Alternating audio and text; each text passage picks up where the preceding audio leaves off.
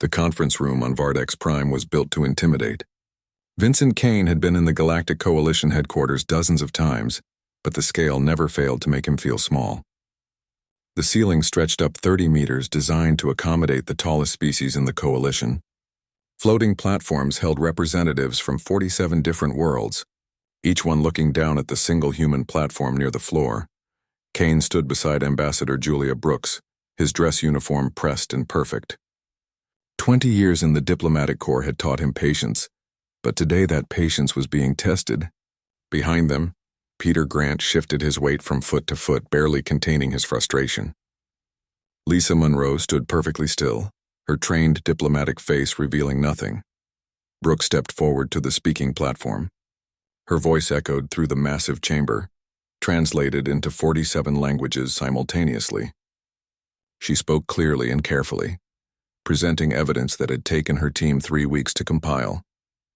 Images appeared on screens throughout the room, showing the wreckage of the transport ship Unity. 1,500 people had been aboard. The Coalition investigation had found only debris and bodies. This was the third human ship destroyed in 6 months. Each time the Krell Empire claimed the vessels had violated their territorial boundaries. Each time Earth provided evidence proving otherwise. Each time the Coalition promised to investigate. Nothing ever changed. Brooks finished her presentation and waited. The chamber remained silent for a long moment. Then War Leader Thax rose from the Krell platform. He was massive, easily 3 meters tall, covered in thick scales that looked like natural armor. His species had evolved as apex predators, and they never let anyone forget it. His voice boomed through the chamber without need for amplification. The translation came through cold and dismissive. The Unity had ignored proper protocols. The ship had failed to respond to hailing frequencies. Krell defense forces had acted appropriately. If humans wanted to travel safely through Coalition space, they needed to follow the rules like everyone else. Brooks maintained her composure. She pulled up communication logs showing the Unity had broadcast its position and intentions on all standard frequencies. The ship had been transmitting distress signals for 20 minutes before Krell warships opened fire. There had been no attempt at communication. No warning shots. Just overwhelming force against a civilian transport. High Counselor Venn floated forward, his jellyfish-like body pulsing with bioluminescent patterns that indicated he was speaking. The translation sounded tired. This conflict had been ongoing for months. Both sides had presented compelling arguments. Perhaps it was time to consider compromise. The Krell would pay modest reparations. Humanity would agree to avoid contested regions. Everyone could move forward. Kane watched Brooks carefully. He saw her jaw tighten, the only sign of the anger she was controlling. She declined the proposal politely but firmly. 1,500 human beings were dead. Their families deserved justice, not a negotiated settlement. The Krell had violated basic rules of engagement. They needed to be held accountable. The session ended without resolution. As the human delegation returned to their ship, Grant finally spoke. His voice was low but intense. They were wasting their time. The Coalition did not care about dead humans. They saw Earth as weak newcomers. Barely 30 years in an organization that had existed for millennia. The Krell attacked human ships because they knew nothing would happen. Kane cut him off sharply. They would continue to follow proper channels. Earth had joined the Coalition to be part of something larger. That meant accepting the process even when it was slow and frustrating. Grant looked like he wanted to argue, but years of military discipline held him back. He saluted stiffly and walked away. Brooks waited until Grant was out of earshot before speaking. She kept her voice neutral, professional. Peter had a point, even if his delivery was poor. The Coalition operated on the assumption that all members would act in good faith. The Krell were exploiting that assumption. Every species in the Coalition was watching to see how Earth would respond to being pushed. Lisa Monroe joined them as they walked through the corridors of the Coalition complex. She had spent the session watching the reactions of other delegates. Her assessment was clinical and disturbing. The Coalition species fell into 3 categories. Some genuinely believed in the diplomatic process and thought both sides needed to compromise. Others were afraid of the Krell and would not risk angering them. The rest were simply indifferent. Human lives meant nothing to them. Kane listened but said nothing. He had commanded diplomatic vessels for 15 years. He believed in the mission. Humanity had spent centuries fighting itself before finally achieving unity. The coalition represented a chance to be part of something that transcended individual worlds. But that belief was being tested with each passing day. They reached the docking bay where the UNS Horizon waited. The ship was not impressive by coalition standards. Human vessels were smaller, less advanced. Earth had focused on building a civilian infrastructure rather than a military one. That had been the price of joining the coalition. Humanity agreed to limit military expansion in exchange for access to trade routes and technology. Now Kane wondered if that had been a mistake. The Krell respected strength. Their entire culture was built around military prowess and territorial conquest. They saw human restraint not as wisdom but as weakness. Every diplomatic overture from Earth was interpreted as fear. Back aboard the Horizon, Kane sat in his ready room reviewing reports. Grant had been busy during their time on Vardex Prime. He had compiled intelligence on Krell military capabilities, deployment patterns, and potential vulnerabilities. The file was marked classified and stamped with Earth Defense Force seals. Kane had not authorized this research. He should have been angry, but instead he found himself reading every word. The picture that emerged was sobering. The Krell Empire controlled 40 star systems and maintained a standing military force larger than the rest of the coalition combined.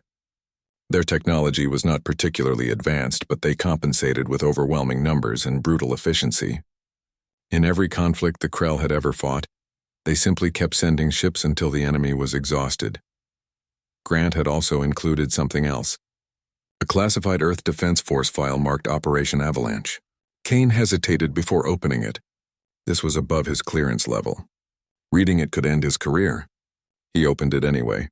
What he found both horrified and fascinated him. Operation Avalanche was a contingency plan developed shortly after Earth joined the coalition.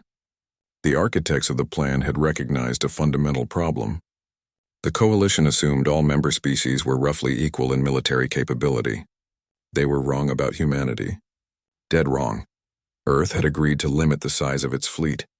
But the treaty said nothing about weapons development. For 32 years, human scientists and engineers had been working in secret, designing systems specifically to counter every major coalition species. The research was theoretical, or so Kane had always assumed. The files suggested otherwise. Prototypes existed. Testing had been conducted. Production facilities waited on standby. A priority message interrupted his reading. The communication came directly from Earth Command, encrypted with protocols Kane had never seen before. He authenticated his identity 3 times before the message would decrypt. When it finally did, the contents were brief and devastating. The colony ship Mayflower was overdue. Last known position was near Krell space. Long-range sensors detected a debris field matching the ship's composition. 15,000 civilians had been aboard, including 3,000 children. Search and rescue teams were en route, but preliminary analysis suggested total loss. Kane sat motionless for a long time. 4 ships, over 18,000 dead. The diplomatic process had failed utterly and completely. The coalition would express concern and promise investigations. The Krell would deny responsibility or claim justification. Nothing would change. Unless Earth made it change. He called an emergency meeting of his senior staff. Brooks arrived first, already knowing something was wrong. Grant came next, his face carefully neutral. Monroe was last, her diplomatic training allowing her to appear calm despite the tension in the room. Kane told them about the Mayflower. Brooks closed her eyes. Grant's hands curled into fists. Monroe simply nodded as if she had been expecting this. The conversation that followed would change everything. Brooks wanted to make one more attempt through proper channels. Grant argued they were past that point. Monroe provided analysis that neither wanted to hear. The coalition would not act. The Krell would continue attacking human ships. More people would die. Earth had 3 choices. Accept the losses, withdraw from the coalition, or respond with force. Kane made his decision. They would present the evidence to the coalition one final time. But this time the presentation would include a warning. If the Krell were not held accountable, Earth would take matters into its own hands. The age of human patience was ending. The galaxy was about to discover what humanity looked like when it stopped being polite. Earth's Security Council chamber was buried 300 meters below Geneva. The room had been built during the Resource Wars, designed to survive anything short of a direct nuclear strike. Now it served as the command center for humanity's response to the Mayflower disaster. General Nathan Cross stood at the head of the table, his weathered face showing every one of his 60 years. Around him sat representatives from every major Earth government and military command. Secretary Helen Price reviewed reports on her tablet, her expression growing darker with each page. The search and rescue teams had reached the Mayflower's last known position. What they found confirmed everyone's worst fears. The ship had been torn apart by military-grade weapons. There were no survivors. 15,000 people simply gone. Cross began the briefing without preamble. The Krell Empire had crossed a line. 4 ships destroyed. 18,000 civilians dead. The Coalition had proven unable or unwilling to provide justice. Earth needed to make a decision about its future in the galactic community. He pulled up 3 options on the main display. Option 1 was to continue diplomatic efforts. Brooks and her team would file more complaints, present more evidence, request more investigations. This had the advantage of maintaining Earth's reputation as a reasonable partner. The disadvantage was that it would almost certainly lead to more dead humans. The Krell had learned they could attack Earth's ships without consequence. They would continue doing so. Option 2 was withdrawal from the Coalition. Earth would recall all diplomatic personnel, close its embassies, and end all cooperation agreements. Human ships would avoid Coalition space entirely. This would save lives in the short term, but isolate humanity from the larger galactic community. Earth would be alone again, just as it had been before first contact. Option 3 was Operation Avalanche. Cross let that sit for a moment before continuing. Several people around the table shifted uncomfortably. They had all heard rumors about secret military projects, but few knew the details. Price asked the question everyone was thinking. What exactly was Operation Avalanche? Cross pulled up classified files that made several council members lean forward in surprise. When Earth joined the Coalition, they had agreed to severe restrictions on military expansion. The treaties limited the number of warships humanity could build and banned certain classes of weapons entirely. But the treaties had been written by species who thought in conventional terms. They never imagined what human engineers could accomplish when properly motivated. For 32 years, Earth had been developing weapon systems in absolute secrecy. Not weapons for conquest or expansion, weapons designed for a single purpose, to ensure that no one could threaten humanity with impunity. The research had started as a theoretical exercise, a way to keep military scientists and engineers occupied. But as Earth's relationship with the Coalition grew more complicated, the theoretical became practical. Cross displayed specifications for weapons platforms that existed nowhere in Coalition databases. Kinetic projectiles accelerated to relativistic speeds using quantum manipulation fields, phase-shifted warheads that could bypass shields and armor, automated drone swarms controlled by advanced artificial intelligence. Each system had been designed to counter specific Coalition species and their military capabilities. The Krell section was particularly detailed. Their military relied on numerical superiority and heavy armor. Standard Coalition weapons took time to penetrate Krell defenses, allowing them to overwhelm opponents through sheer numbers. Human weapons were designed to make armor irrelevant. A single shot could destroy a Krell battleship, and Earth had enough ammunition to destroy the entire Krell fleet 3 times over. Price asked the obvious question. If these weapons existed, why had Earth not used them before? Cross explained patiently. Because using them would change everything. Once the galaxy saw what humanity was capable of, there would be no going back. Earth would be viewed as a threat rather than a partner. The diplomatic relationships Brooks had spent decades building would collapse overnight. But the alternative was to keep accepting losses. Keep watching human civilians die while filing paperwork. Keep pretending that eventually the Coalition would provide justice. Cross did not believe that anymore. Neither did most of the people in this room. Earth had tried peace. The galaxy had responded with violence. Now it was time to teach the galaxy a lesson about the cost of threatening humanity. The debate lasted 6 hours. Some argued for continued diplomacy, unwilling to give up on the Coalition. Others supported withdrawal, believing isolation was preferable to war. But slowly, inevitably, the consensus shifted toward Operation Avalanche. Not because anyone wanted war, because they recognized that sometimes peace requires the credible threat of overwhelming force. Price asked about implementation. Cross had been prepared for this. Operation Avalanche would not be a war of conquest. Earth had no interest in occupying Krell territory or destroying their civilization. The goal was to eliminate their military capability with such speed and precision that resistance would be pointless. Then Earth would dictate terms. The Krell would surrender those responsible for attacking human ships. They would pay full reparations, and they would accept whatever additional punishment Earth deemed appropriate. But before any military action, Earth would issue one final warning. Brooks would present evidence of the Mayflower attack to the Coalition Council. She would demand justice through proper channels one last time. If the Coalition failed to act within 48 hours, humanity would handle the matter personally. This gave the galaxy a chance to avoid what was coming. Cross suspected they would not take it. The Coalition had become comfortable assuming Earth would always be reasonable. The vote was called. Option 3 passed with only 2 dissenting votes. Price authorized Cross to begin preparations immediately. Operation Avalanche was no longer theoretical. Shadow Fleet 7, the secret military force that officially did not exist, received activation orders. Weapons production facilities switched to full output. Earth's intelligence network began mapping every Krell military installation in the galaxy.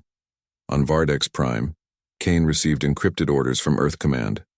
The message was brief and lacked the usual diplomatic language. He was to ensure Brooks had everything she needed for one final presentation to the Coalition. If that presentation failed to produce results, he would receive further instructions. Kane understood what that meant. He had read the Operation Avalanche files. He knew what was coming. Brooks was in her quarters when Kane found her. She was drafting the speech she would give to the Coalition Council. Her hands were shaking slightly as she typed. She knew about the Mayflower. Everyone did by now. The news had spread through Coalition space like wildfire. Some species expressed sympathy. Others remained silent. The Krell had issued a statement claiming the Mayflower had been transporting weapons. No evidence supported this, but none was needed. The pattern was established. Kane told her about the orders from Earth Command. Brooks listened without interrupting. When he finished, she asked a single question. Did he think war was the right choice? Kane considered his answer carefully. He had spent his entire career believing in diplomacy.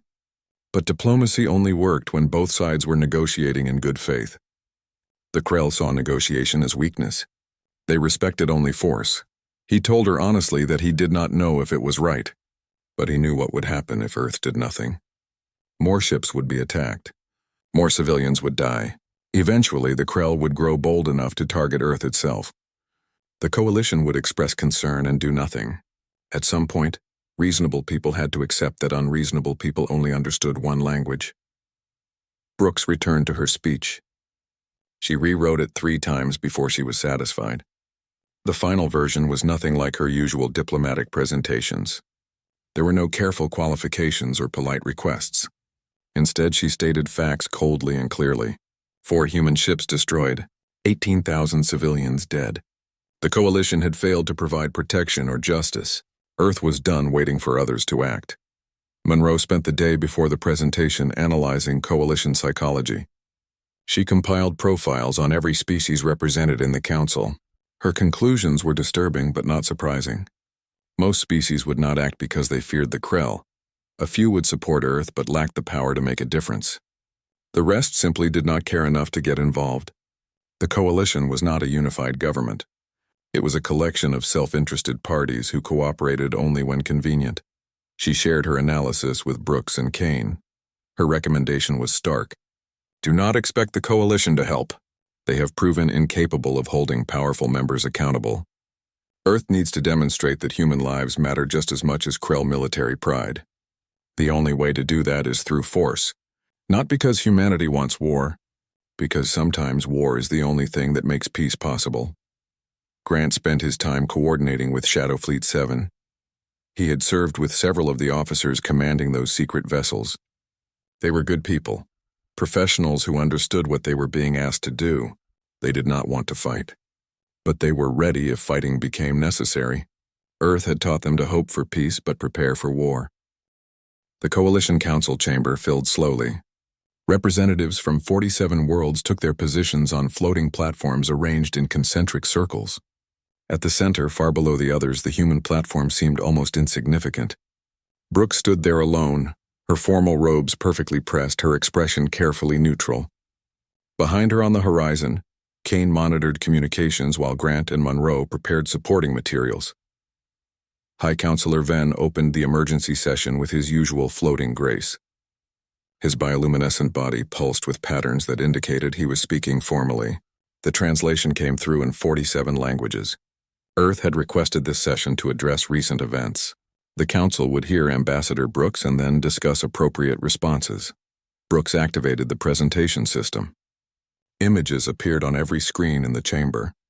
The colony ship Mayflower, a beautiful vessel designed to carry 15,000 people to a new world. Then the wreckage. Twisted metal floating in space, bodies frozen in the void, children's toys drifting among the debris. She let the images speak for themselves, giving the Council time to absorb what they were seeing. Her voice was steady when she finally spoke. This was the fourth human ship destroyed in 6 months. The combined death toll now stood at 18,000 civilians. Each time, Earth had followed proper procedures. Each time, the Coalition had promised investigations. Each time, nothing had changed. The Mayflower's log showed the ship was broadcasting peaceful intentions on all frequencies when Krell warships opened fire without warning. She presented communication records, sensor data, and testimony from nearby vessels. The evidence was overwhelming and undeniable. The Mayflower had committed no violations. It had followed every protocol. It had done everything the Coalition required of civilian ships. And it had been destroyed anyway, because the Krell Empire believed it could act with impunity. War Leader Thax rose from his platform before Brooks could continue. His voice boomed through the chamber, full of contempt and barely restrained anger. The Mayflower had been transporting weapons systems disguised as civilian cargo. Krell intelligence had confirmed this. When the ship refused inspection, defense forces had acted appropriately. If humans insisted on smuggling weapons through Krell space, they should expect consequences. Brooks let him finish before responding. She pulled up cargo manifests that had been filed with Coalition Customs 3 weeks before the Mayflower departed. Agricultural equipment, medical supplies, educational materials, furniture, and personal belongings for colonists starting new lives. She displayed inspection records from 2 Coalition checkpoints the ship had passed through without incident. If the Mayflower was carrying weapons, why had Coalition inspectors found nothing? Thax dismissed the question with a wave of his clawed hand. Coalition inspectors were incompetent. Krell intelligence was superior. The humans were obviously lying, just as they had lied about the previous 3 ships. His empire would not tolerate deception or weakness. If Earth could not control its vessels, perhaps humanity was not ready for galactic civilization. The chamber erupted in murmurs and translation static. Brooks waited for silence before continuing. She had expected this response. The Krell always claimed justification. The Coalition always accepted their explanations because confronting them was difficult. But Earth was done accepting this pattern. She was here to deliver an ultimatum, not to negotiate. Her voice grew colder, harder. Earth demanded that the Krell Empire surrender the commanders responsible for attacking human vessels. They would face trial on Earth for their crimes. The Krell would also pay full reparations to the families of every person killed. Additionally, Earth would determine what other punishments were appropriate. The Krell had 48 hours to comply. If these demands were not met, Earth would cease all diplomatic protocols and respond as it saw fit. This was not a negotiation. This was not a request. This was the final warning. The Krell could comply peacefully, or Earth would enforce compliance through other means. The choice was theirs. The silence that followed was absolute. 47 species, hundreds of delegates, all frozen in shock. No one had ever threatened the Krell Empire so directly. No one had ever issued an ultimatum to a Coalition member without Council approval. Brooks was committing diplomatic suicide. Unless she had something to back up her words. Thax recovered first. His laughter echoed through the chamber, a harsh barking sound that needed no translation. He called Brooks arrogant and foolish. The Krell Empire numbered 12 billion warriors across 40 star systems. Earth had barely colonized 6 worlds. What possible threat could humanity pose? Did they plan to file more complaints? Write strongly worded letters? The Krell military could crush Earth's pathetic fleet in a matter of days. Brooks smiled, and something in that smile made several nearby delegates shift nervously. She activated another presentation. This one showed humanity's history. Wars that spanned continents. Weapons that could end civilizations. Conflicts that killed hundreds of millions. Earth's past was soaked in blood and fire. Humanity had fought itself for thousands of years before finally achieving unity. Monroe's analysis appeared next, displayed for every council member to see. Most coalition species had evolved as either predators or prey. Their instincts and cultures reflected this simple division. Humanity was different. Humans had been both predator and prey, adapting to fill whatever role survival demanded. They understood violence in ways other species could not imagine. They knew war intimately because they had perfected it over millennia. Earth had joined the coalition 32 years ago. Humanity had agreed to strict military limitations. They had built no war fleet. They had pursued diplomatic solutions to every problem. But the coalition had made a critical mistake. They had assumed human restraint indicated human capability. They were wrong. Humanity chose peace because they understood the alternative, because they knew exactly what they were capable of doing. Brooks explained calmly that civilization was a choice Earth made every single day. It was not a limitation or a weakness. It was a conscious decision to chain the monsters humanity carried within themselves. But chains could be removed. Monsters could be released. If the Krell wanted to see what happened when humanity stopped pretending to be civilized, they were welcome to refuse Earth's demands. Van attempted to regain control of the session. This was highly irregular. Ultimatums between coalition members required council authorization. Earth could not simply threaten another member and expect the council to accept it. There were procedures, protocols that needed to be followed. Brooks interrupted him gently but firmly.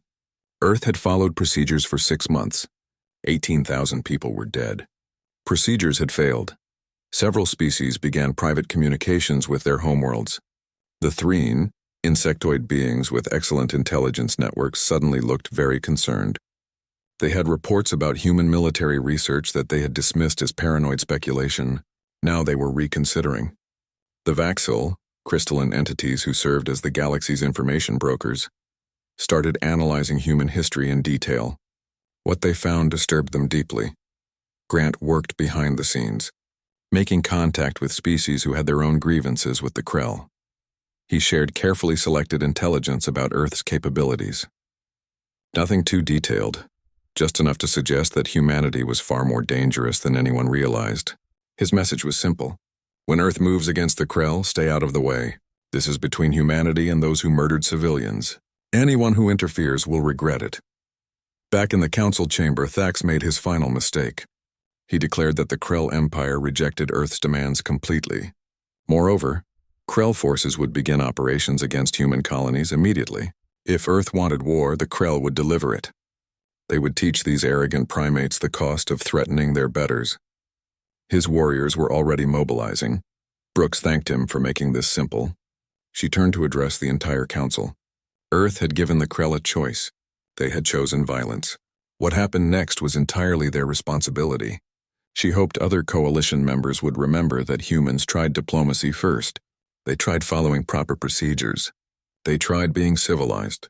None of it had worked. Kane received the expected message from Earth Command. The 48-hour deadline was irrelevant now. The Krell had declared their intentions publicly. Operation Avalanche was authorized to proceed immediately. He transmitted the coded signal that Shadow Fleet 7 had been waiting for. Across human space, secret military installations activated. Weapon systems that had been theoretical yesterday became operational today. Brooks left the council chamber without waiting for dismissal. She had delivered Earth's message. There was nothing more to say. Behind her, the coalition erupted into chaos. Species demanded explanations. Ven tried desperately to restore order. Thax laughed, confident in his empire's power. He did not understand what was coming. None of them did. Monroe compiled data on coalition reactions as they returned to the horizon. Most species were terrified. Some were intrigued. A few were quietly pleased that someone was finally standing up to the Krell. The galaxy was about to witness something unprecedented. A species that... Commander Rachel Lewis had been commanding Shadow Fleet 7 for 8 years. During that time, her ships had conducted training exercises in complete secrecy, far beyond the edges of mapped space. They had tested weapons that should not exist and perfected tactics no one was supposed to know about. Now all that preparation would be put to use. She reviewed the target list one final time before giving the order to proceed. 17 ships emerged from dark space simultaneously. They appeared at precise coordinates surrounding major Krell military installations across 5-star systems. The vessels looked nothing like standard Coalition warships. They were smaller, more angular, covered in surfaces that bent light and sensor beams around them. The Krell detected them immediately, but could not get accurate targeting locks. Admiral Kyle Martinez watched from Earth Command's war room, buried deep beneath Geneva. Dozens of screens showed real-time feeds from Shadow Fleet 7. Additional displays tracked Krell communications and Coalition reactions. Everything was proceeding exactly according to plan.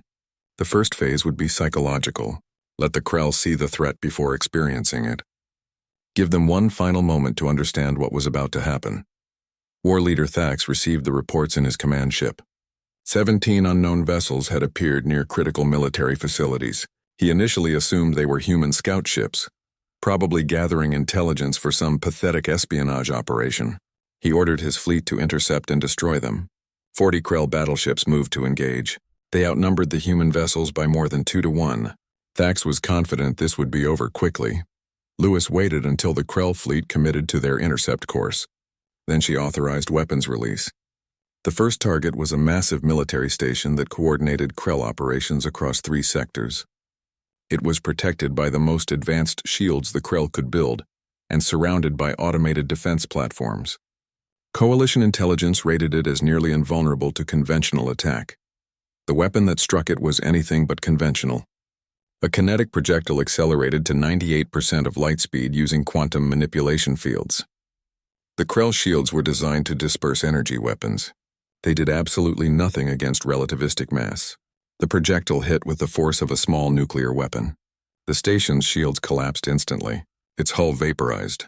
4 seconds after impact, 3,000 Krell military personnel simply ceased to exist. Martinez watched the telemetry with professional detachment. Kinetic weapons were not new. Every species with space travel had considered using them. But the energy requirements made them impractical for most applications. Human scientists had solved that problem 15 years ago. Now Earth possessed weapons that made conventional defenses obsolete. The Krell were about to learn this lesson the hard way. 3 more military installations vanished from Krell sensors within the next minute. Each strike was precise and devastating. No warnings, no opportunity to surrender, just overwhelming force applied with surgical accuracy. Thax watched in growing horror as his empire's military infrastructure began to crumble. He ordered all available ships to converge on the human vessels. If numbers would not guarantee victory, at least they might provide information about these new weapons. The Krell fleet arrived expecting a battle. What they got was an execution. Lewis deployed the second weapon system in Shadow Fleet's arsenal. Phase-shifted warheads that could bypass shields and armor entirely. The technology was based on principles most Coalition species had dismissed as theoretical impossibilities. Human engineers had spent 30 years proving them wrong. The warheads phased through solid matter until reaching the reactor cores at the heart of each Krell battleship. Then they detonated. 30 ships exploded almost simultaneously, torn apart from within by weapons they never detected. The remaining Krell vessels scattered in panic. Their captains sent desperate messages back to Central Command. The humans possessed weapons unlike anything in Coalition databases. Engaging them was suicide. Across the galaxy, Coalition species monitored the battle through their sensor networks. The Vaxil, whose crystalline bodies could process information at incredible speeds, broadcast the feeds to every member world. This was important. This was historic. A species that had seemed weak and accommodating was demonstrating military capabilities that exceeded anything the Coalition had ever witnessed. The implications were staggering. Monroe watched from the horizon, providing analysis for Brooks and Kane. What they were seeing was 32 years of careful planning and secret development. Earth had studied every Coalition species, learning their strengths and exploiting their weaknesses. The Krell relied on heavy armor and numerical superiority. Shadow Fleet had weapons that made both irrelevant. Other species would be watching and drawing conclusions about their own vulnerabilities. Thax attempted one desperate gambit. If he could not defeat the human warships, he would force them to stop by threatening civilian targets. He diverted forces toward New Vancouver, Earth's closest colony. 10,000 humans lived there, including many families who had fled the overcrowded conditions on Earth. The Krell fleet would bombard the colony unless the attack ceased immediately. Grant had anticipated this exactly. Earth would never leave its colonies undefended, not with the Krell proving their willingness to target civilians. New Vancouver and every other human world had been quietly reinforced over the past month. Orbital defense platforms surrounded the colony in multiple layers. When the Krell fleet emerged from faster-than-light travel, they found themselves facing weapons that made their own look primitive. The battle lasted 18 minutes. Not a single Krell ship escaped. Not a single shot reached the colony below. The defense platforms used automated targeting systems guided by advanced artificial intelligence. They tracked every vessel, predicted every evasive maneuver, and eliminated every threat with ruthless efficiency. The Krell had hoped to make Earth choose between protecting civilians and pursuing vengeance. They learned that humanity could do both. Within 6 hours of Operation Avalanche beginning, the Krell Empire's military capability had been reduced by 40%. Every major command center destroyed. Every fleet engagement lost. Hundreds of ships eliminated with minimal human casualties. This was not war in any traditional sense. This was pest control conducted with overwhelming technological superiority. Martinez broadcast a message to the entire coalition. Earth had not touched Krell civilian infrastructure. Every strike had been against military targets.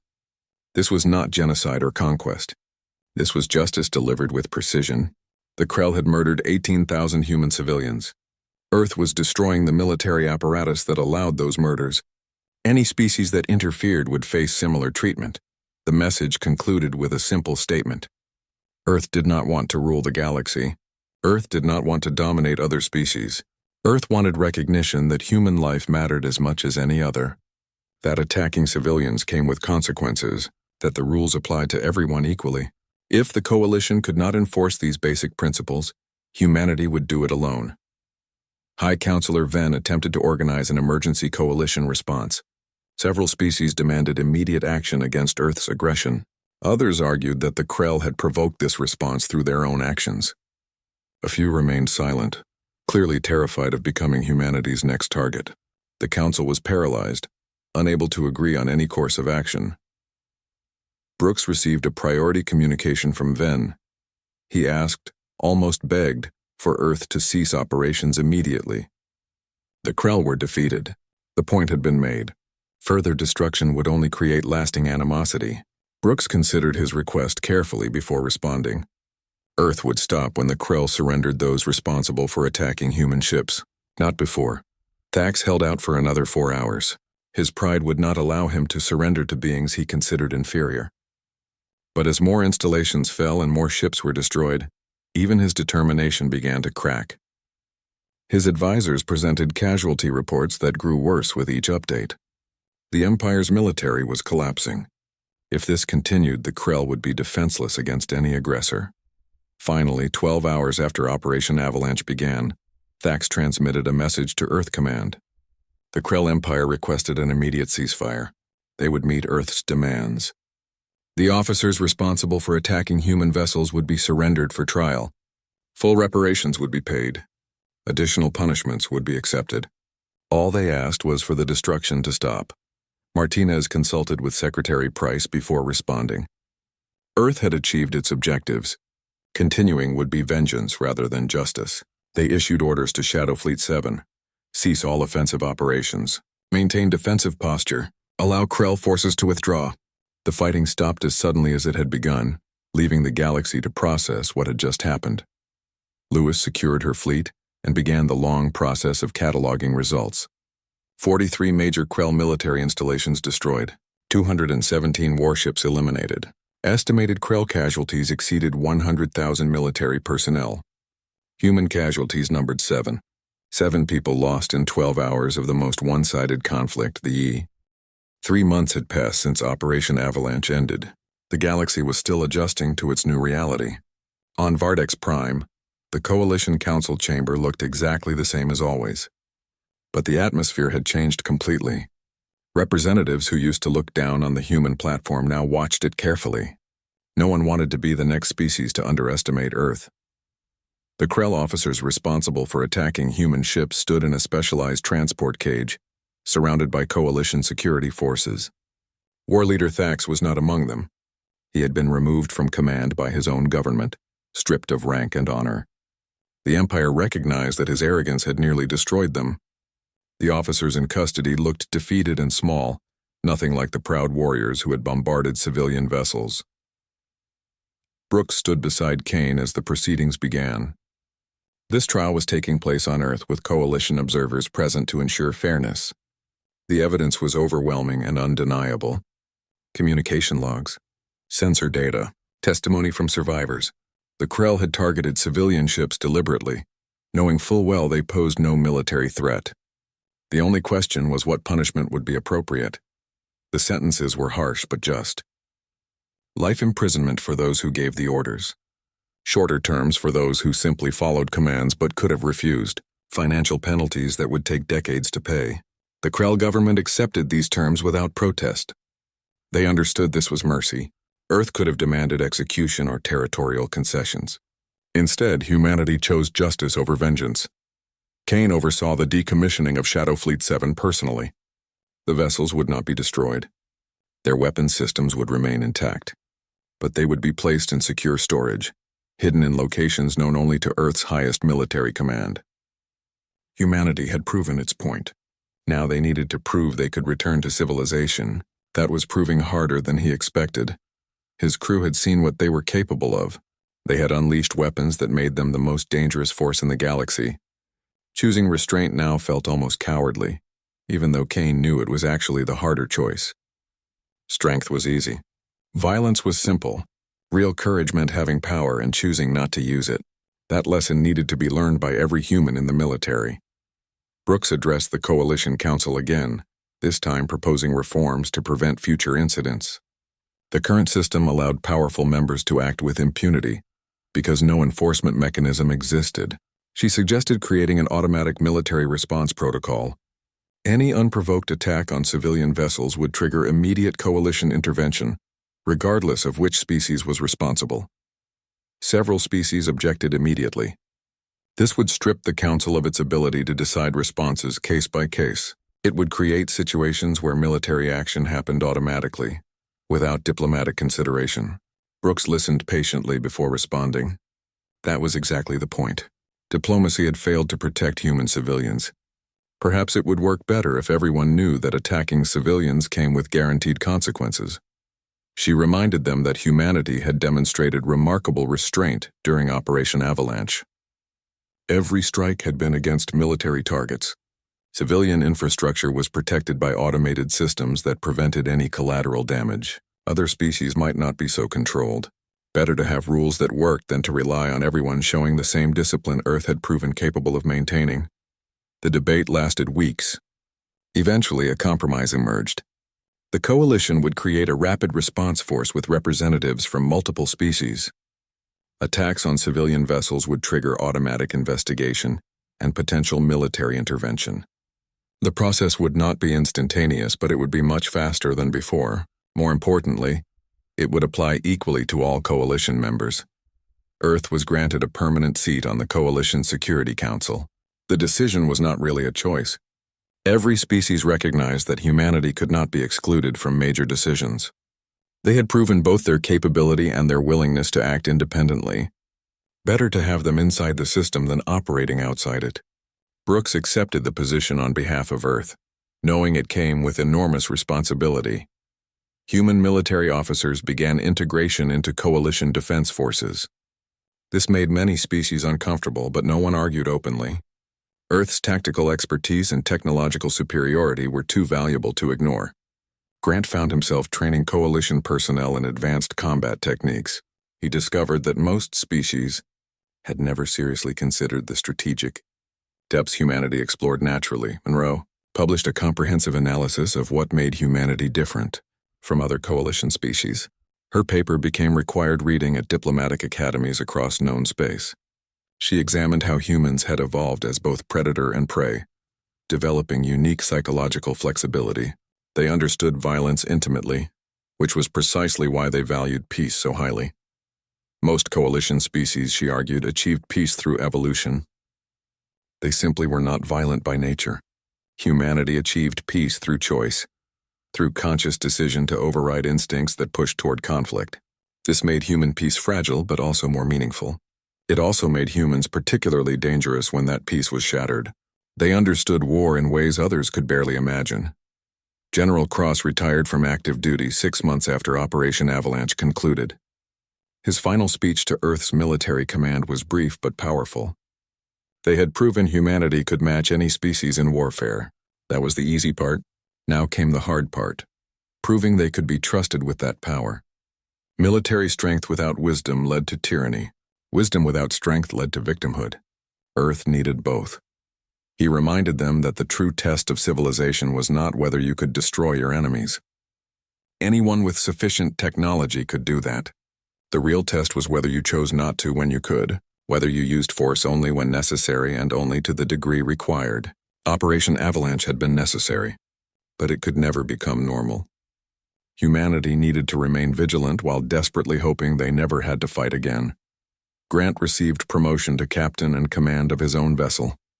Kane personally presented him with the assignment. The conversation that followed was important and difficult. Grant had been right about the need for force, but he needed to understand that force was always a failure of other methods. Every time humans resorted to violence, they admitted that reason and diplomacy had failed. That admission needed to hurt. Kane explained that humanity would face more threats. Other species would test Earth's resolve, hoping to find weakness or bluff. Some would be deterred by Operation Avalanche's example. Others would see it as a challenge. Grant's job was to ensure his crew remained ready while hoping they never needed to fight. That balance between preparation and restraint defined what it meant to be human in the post-Avalanche galaxy.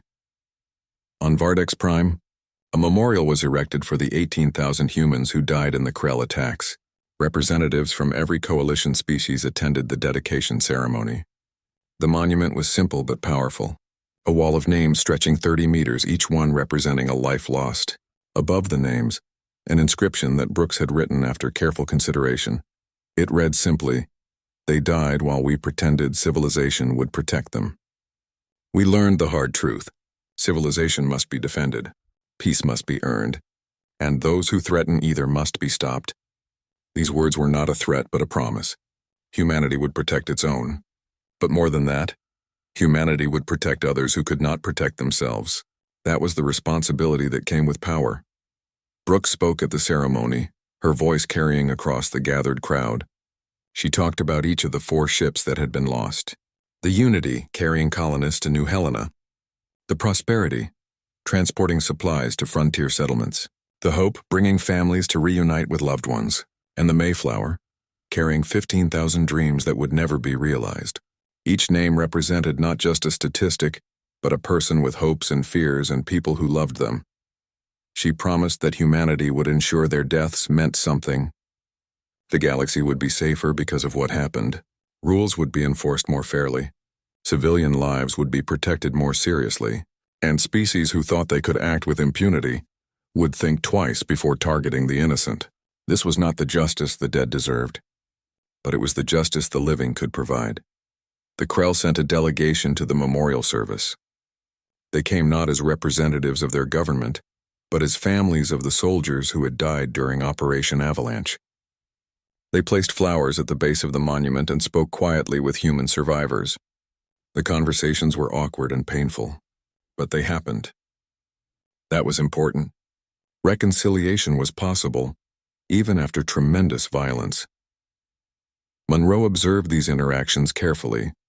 She was compiling research on post-conflict resolution between species with very different cultural frameworks. Humans understood forgiveness as a virtue, something that required conscious effort but brought moral strength. The Krell saw forgiveness as weakness unless accompanied by demonstrated dominance. Finding common ground required both sides to stretch beyond comfortable assumptions. Kane. 5 years after Operation Avalanche, the galaxy looked very different. The coalition had expanded from 47 species to 53. The new members joined partly because of increased stability, and partly because they wanted the protection that came with coalition membership. Protection that everyone now understood was backed by human military capability. Earth had become not just a member, but a cornerstone of galactic security. A new species made contact with the coalition through standard first contact protocols. They called themselves the Zanari, reptilian beings from a world on the edge of explored space.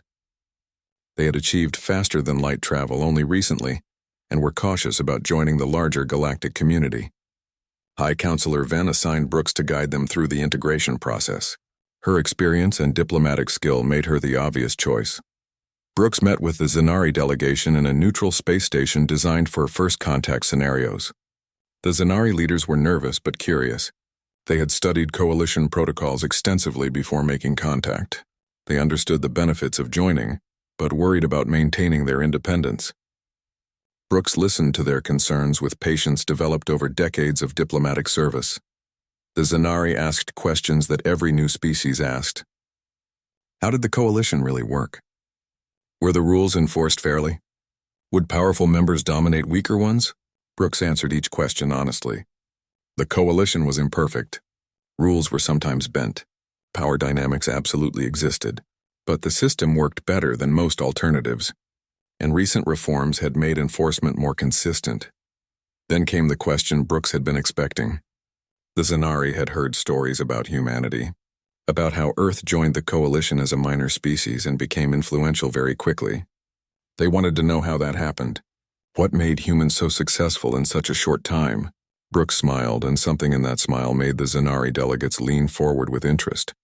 She explained that humanity taught the galaxy a lesson it desperately needed to learn. Peace was not the absence of strength. Peace was the choice made by those strong enough to destroy but wise enough to build instead. Humanity had spent centuries learning that lesson on Earth through tremendous bloodshed and suffering. When they reached the stars, they hoped others understood it too. The Zanari asked what happened when humanity discovered that other species did not understand that lesson. Brooks pulled up historical records from 5 years ago. The attacks on human vessels, the diplomatic failures, the warning that was ignored, and then Operation Avalanche displayed in all its terrible efficiency. The Zanari watched in silence as human weapons destroyed Krell military installations with precision that seemed almost casual. One of the Zanari delegates asked quietly if humanity would do it again. Use such overwhelming force against another species. Brooks did not hesitate with her answer. Absolutely, because the alternative was to let injustice stand, to allow the strong to prey on the weak without consequence. Humanity did not want to be the galaxy's military power, but if someone had to be willing to stand between civilians and those who would harm them, Earth volunteered. She explained that humanity understood the cost of violence. They had paid it countless times throughout their history. They knew what war did to civilizations, to families, to individuals. That knowledge made them reluctant to fight, but it also made them effective when fighting became necessary. They did not glorify war or see it as noble. They saw it as ugly work that sometimes had to be done. The Zanari spent 3 days reviewing coalition membership documents and discussing options with their government. On the 4th day, they returned to Brooks with their decision. They would join the coalition. The reforms humanity had pushed through made membership more attractive. Knowing that rules would be enforced fairly, that civilian vessels would be protected, that justice would be swift when needed, all of this made the coalition worth joining. Brooks welcomed them officially and began the integration process. She introduced them to representatives from various species, helped them establish diplomatic relationships, and guided them through the complex web of coalition politics. The Zanari adapted quickly, proving to be thoughtful and engaged members. Their addition brought new perspectives and capabilities that strengthened the coalition as a whole. Kane continued his patrols aboard the Resolution. His crew had become one of the most respected in coalition space. They responded to distress calls quickly and professionally. They protected civilian vessels from pirates and raiders. They mediated disputes between species when asked. And they did all of this while maintaining readiness for serious threats. The balance between guardian and warrior was delicate but achievable. One evening, Kane received a communication from an old friend, Commander Lewis, who had led Shadow Fleet 7 during Operation Avalanche. She had retired from active duty 2 years ago and now taught at Earth's Advanced Military Academy. She wanted Kane's perspective on training the next generation of officers. How did they prepare young people to be both dangerous and restrained? Kane thought carefully before responding. He explained that the key was teaching them why restraint mattered. Anyone could learn to be violent. That was easy. The hard part was teaching when not to be violent, when to choose diplomacy over force, when to accept insults rather than respond with aggression. The strongest warriors were not those who fought constantly. They were those who fought only when absolutely necessary. He told her about an incident from the previous month. His crew had encountered a small vessel from a species known for their aggressive behavior. The pilot had been young and foolish, insulting humanity and challenging the resolution to combat. Kane's crew wanted to teach the pilot a lesson. Instead, Kane simply escorted the vessel to safe territory and filed a report with their government. His crew had been confused initially. They had the power to respond forcefully. Why not use it? Kane explained that power unused was power saved for when it really mattered. Every time they chose restraint, they made future restraint easier. Every time they avoided unnecessary conflict, they preserved their reputation as protectors rather than aggressors. That reputation was worth more than any momentary satisfaction from punishing insults. Monroe had continued her research on interspecies psychology. Her work had expanded to include comparative studies of how different civilizations achieved peace. She discovered that most species found peace through evolution or cultural development over thousands of years. Humanity was unusual in achieving peace through conscious decision, despite evolutionary and cultural pressures toward conflict. This made human peace fragile in some ways.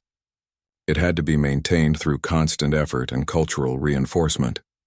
But it also made human peace more adaptable. Humans could choose when to be peaceful and when to be violent based on circumstances. Most species lacked that flexibility. They were either naturally peaceful or naturally aggressive, with little middle ground. Humanity occupied that middle ground by choice. Her latest paper examined what happened when humans forgot the lessons of their own history. When they started to believe peace was natural rather than chosen. When they assumed others would respond to reason simply because humans valued reason. Operation Avalanche had been a brutal reminder that peace required strength. That civilization needed protectors. That some species only respected force. Grant commanded his own vessel now, the UNS Defiance. His crew was younger than most, filled with officers who had graduated after Operation Avalanche. They had grown up knowing that humanity was militarily powerful. They had not lived through the years of being dismissed and disrespected by other coalition species. That difference in perspective created challenges. The younger officers sometimes showed arrogance that concerned Grant. They saw humanity as superior to other species. They advocated for aggressive responses to minor incidents. They seemed to have forgotten why restraint mattered. Grant worked hard to correct these attitudes. He shared stories from before Operation Avalanche, when humanity had been weak and desperate for respect. He explained that power was not the same as wisdom. He told them about the 18,000 civilians who died before Earth finally acted. About the diplomatic failures that led to Operation Avalanche. About the Krell officers who were now in prison, separated from their families, paying for their leaders' arrogance. War was not glorious. It was necessary sometimes. But it was always tragic. Anyone who looked forward to fighting had not understood what fighting really meant. The coalition continued to evolve and adapt. The rapid response force Brooks had proposed was now fully operational. It had intervened successfully in 3 incidents over the past 2 years, stopping conflicts before they escalated. The force was commanded jointly by representatives from 5 species, including Earth. This shared command structure prevented any single species from dominating the process. Trade increased throughout coalition space. New technologies were developed through collaborative research. Cultural exchanges became common as species learned to appreciate their differences.